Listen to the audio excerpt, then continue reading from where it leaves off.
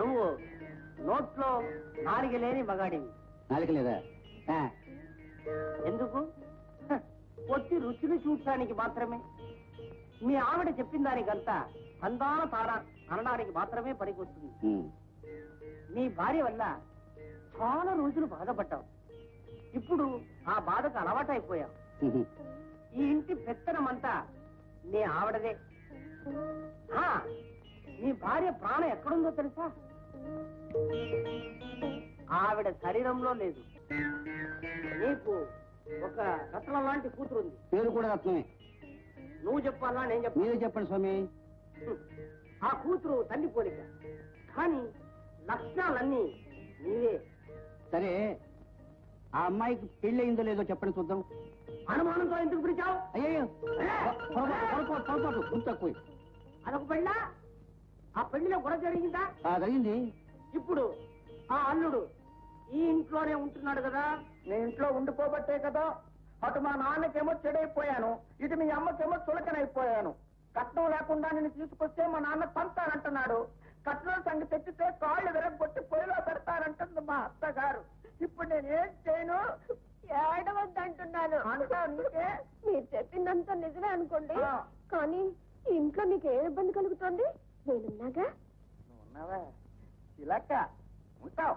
ఉన్నవే ఎందుకు? మీ అమ్మ ఏమంటుంది? ఈ ప్యాంట్లేమో లంగాలా ఉన్నాయంట. ఈ లంగా ప్యాంట్లు వేసుకోకూడదంట. ఇంకేం వేసుకోను? లంగాలు వేసుకోనా? వేసుకోండి. వేసుకోనా? లంగాలు వేసుకోనా? లంగాలు వేసుకోనా?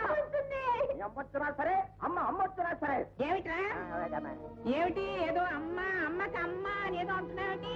అదే అమ్మకి అమ్మ అమ్మమ్మ. అమ్మమ్మ ఒళ్ళు దగ్గర పెట్టుకోమందా? అవునవును. ఏమిటి మరి గాండ్రించేస్తున్నావు పులిగోర మెళ్ళ వేసుకుని? అరిచినంత మాత్రం మగాడి కాలేవు. వెళ్ళి పళ్ళు చూసుకో. అమ్మాయిని గురించి చాలా కరెక్ట్ గా చెప్పారు. మరి అబ్బాయిల గురించి ఏం చెప్పలేదే? వస్తున్నా మీ అబ్బాయిల దగ్గరకే వస్తున్నా. నీకు సూర్య చంద్రుడు లాంటి ఇద్దరు అబ్బాయిలు ఉన్నారు. బాయ్ నిజమే. కాకపోతే పెద్దవాడి పేరు చంద్రుడు, చిన్నవాడి పేరు సూర్యుడు. ఆ చంద్రుడికి కాస్త గ్రహణం పట్టినట్టుగా అనుమానం. అవును బాబు, ఒక అతని దగ్గర 25,000 అప్పు తీసుకుని బట్టల వ్యాపారం పెట్టాడు. అందులో నష్టం వచ్చింది. ఆయన కోర్టులో డిగ్రీ తీసుకున్నాడు. మావిడేమో అప్పు తెచ్చుంటోంది. అందుకని మిగిలింది నేను చెప్తున్నాను. వాడు ఇప్పుడు ఇల్లు వదిలేసి కేసాల పడ తిరుగుతున్నాడు.